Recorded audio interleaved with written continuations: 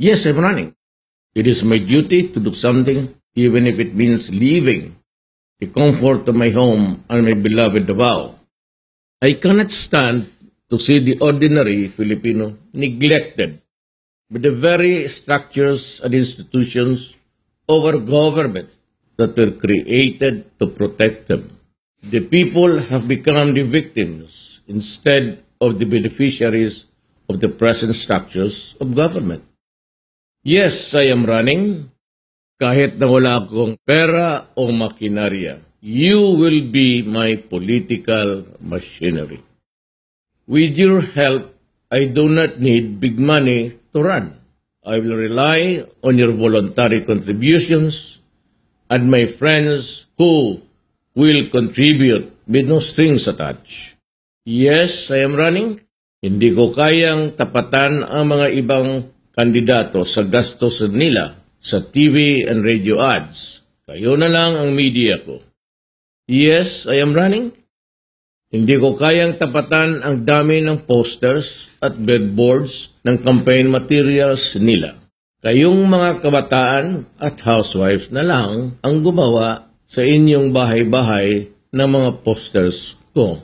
Kayo na lang ang magtahi ng mga t-shirts ko para sa kampanya natin. Kayong mga karpentero na lang ang magtayo ng billboards ko. Kahit galing sa mga scrap na kahoy na lang.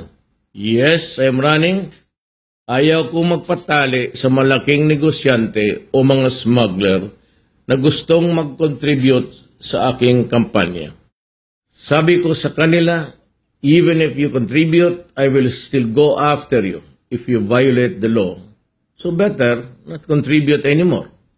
Sa mga tao na lang ako magpapatali. Sabi nila, tuwid ang daan at kayo raw ang boss. Naramdaman ba ninyo na kayo ang boss? Boss ba kayo sa mahal na bilihin? Boss ba kayo sa grabing traffic? Boss ba kayo sa pag-usbong ng krimen at droga? Boss ba kayo sa walang trabaho? Kayo ang binumbosabos. Ako po si Rudy Duterte. I will do my part to give you back your country and set it on the right course so our youth will have a future.